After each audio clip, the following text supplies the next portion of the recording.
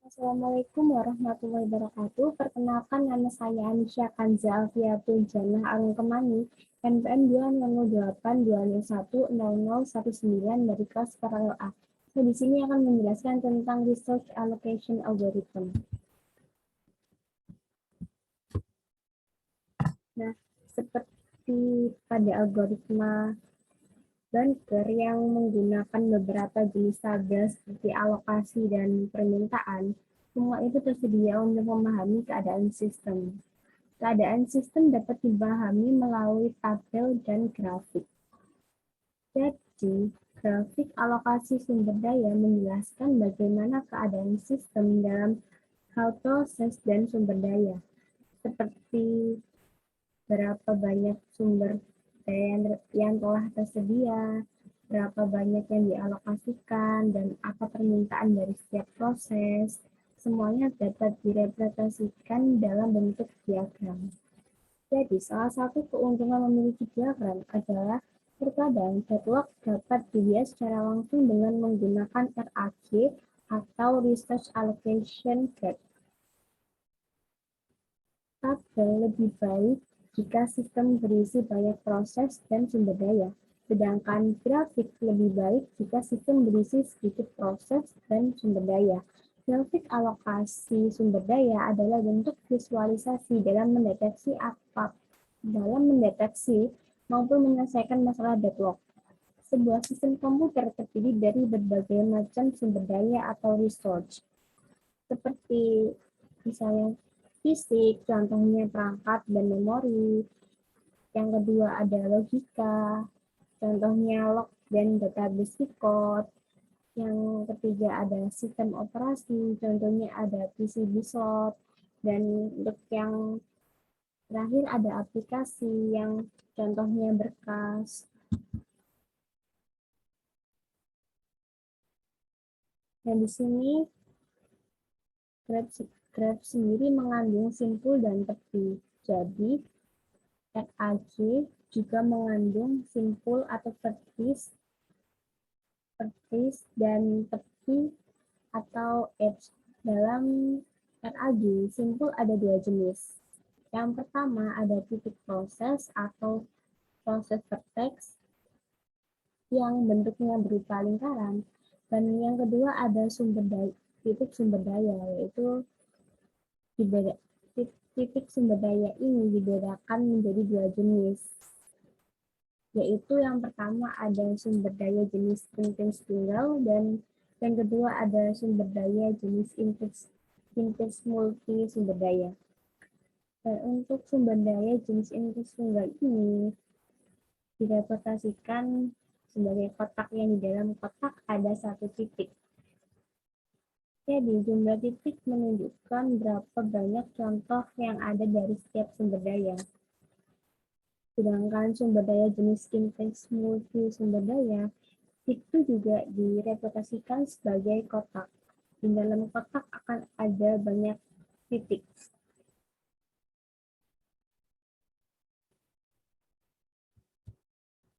Dan sedangkan tepi atau edge ada dua jenis tepi di RAG atau di Research Allocation Graph. Yang pertama ada tepi penetapan atau assign edge. Penetapan sumber daya ke suatu proses. Yang kedua ada tepi permintaan atau request edge. Artinya di masa depan sebuah proses mungkin menginginkan beberapa sumber daya untuk menyelesaikan eksekusi. Jadi, jika suatu proses sumber daya dari panah yang ditarik dari simpul sumber daya ke simpul proses. Jika suatu proses meminta sumber daya, panah ditarik dari simpul proses ke simpul sumber daya. Nah, ini di sini ada beberapa aturan untuk mengetahui bahwa itu deadlock atau tidak. Dalam grafik alokasi sumber daya, di mana semua sumber daya adalah contoh tunggal. Maksudnya sumber dayanya ada satu. Ini di sini untuk yang pertama, jika sebuah siklus sedang terbentuk, maka sistem dalam keadaan deadlock. Yang kedua, jika tidak ada siklus yang terbentuk, maka sistem tidak dalam keadaan deadlock. Dan untuk yang dalam grafik alokasi sumber daya, di mana semua sumber daya bukan contoh tunggal, maksudnya ada beberapa anggota dalam sumber daya. Ada banyak titik dalam sumber daya. Ini yang pertama, jika sebuah siklus sedang terbentuk, maka sistem mungkin dalam keadaan deadlock. Dan untuk yang kedua, algoritma Bendel ditetapkan untuk mengkonfirmasi apakah sistem dalam keadaan deadlock atau tidak. Dan untuk yang ketiga, jika tidak ada siklus yang terbentuk, maka sistem tidak dalam keadaan deadlock. Dan untuk yang keempat, kehadiran siklus adalah kondisi yang diperlukan tetapi tidak cukup untuk terjadinya deadlock. Jadi intinya, jika grab siklus, maka itu terjadi deadlock. Sudah pasti terjadi deadlock. Dan jika grab terdapat siklus, itu bisa diketahui.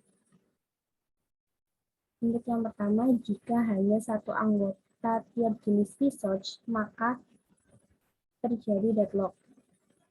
Untuk yang kedua, jika terdapat beberapa anggota pada jenis research, maka kemungkinan terjadi deadlock. Ini ada contoh kasus. Untuk yang pertama,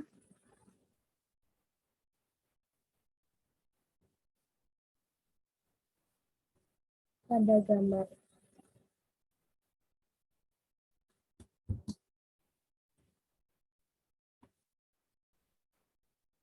gambar ini, pada gambar yang pertama ini,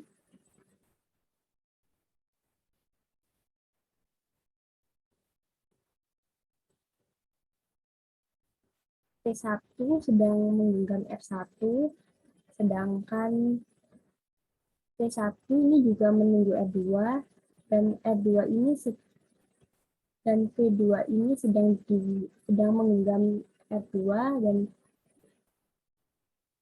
P2 ini menunggu dari R1. Jadi ini terjadi siklus.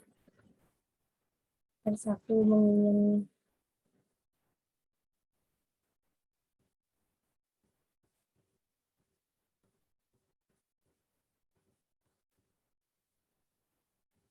Jadi, jika ada siklus dalam grafik alokasi sumber daya dan setiap sumber daya dalam siklus hanya menyediakan satu contoh, maka proses akan menemui jalan buntu, yaitu deadlock.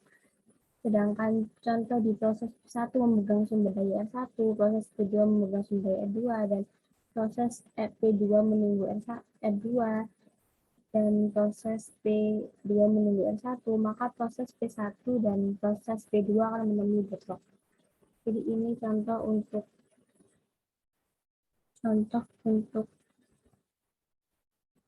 single instance result yang bersama dengan deadlock. Dan contoh kasus yang kedua di sini menunjukkan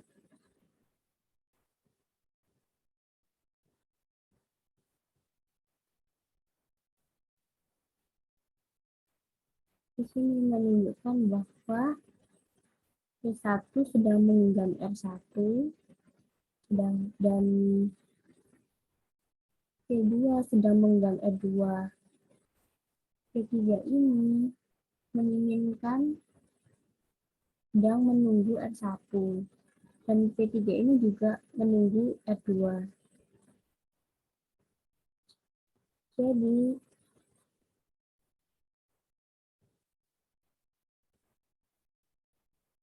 dalam contoh ini deadlock.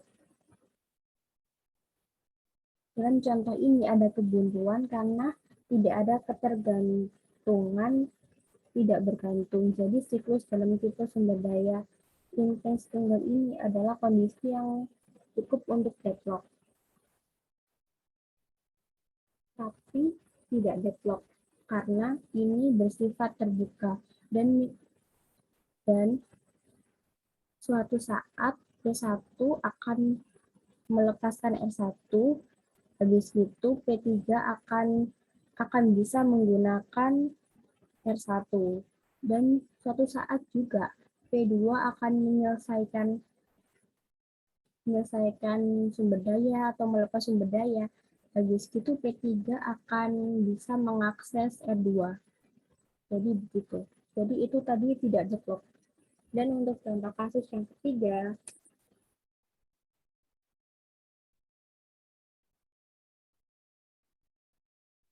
ini berdasarkan grafik, R1 digunakan oleh P1. P2 menahan R2 dan menunggu R1. P3 menunggu R1 dan juga R2. Grafik tersebut bebas deadlock karena tidak ada siklus yang terbentuk dalam grafik tersebut. Jadi di sini tidak deadlock karena tidak ada siklus yang terbentuk.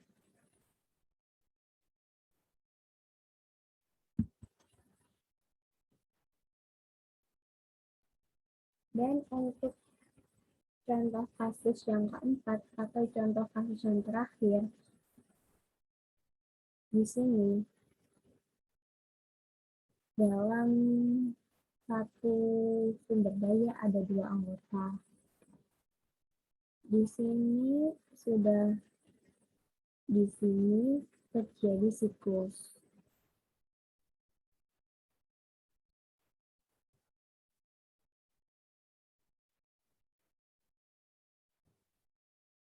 Nah, berdasarkan gambar di samping, maksudnya terjadi siklus, maka kemungkinan deadlock karena satu resource terdapat dua anggota.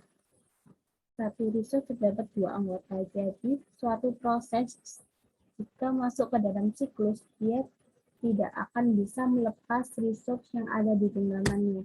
Dan pada gambar di samping, proses yang masuk ke dalam siklus ada dua, yaitu proses P1 dan P3. Di sini masuk ke dalam siklus. Ini area siklus. Sedangkan P2 dan P4 tidak masuk ke dalam siklus. Kalau tidak masuk dalam siklus, maka resource yang ada di genggamannya akan dilepaskan setelah digunakan. P2 ini akan melepas R1, lalu R1 akan digunakan P1, dan P4 ini akan melepaskan R2, dan P3 akan bisa mengakses R2.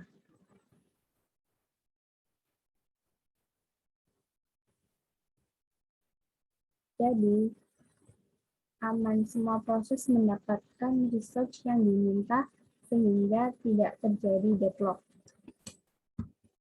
Baik, sekian dari penjelasan untuk resource allocation algorithm ini. Sekian, dan mohon maaf bila ada salah kata dan bahasa yang kurang dipahami. Terima kasih telah menyimak hingga akhir. Wassalamualaikum warahmatullahi wabarakatuh.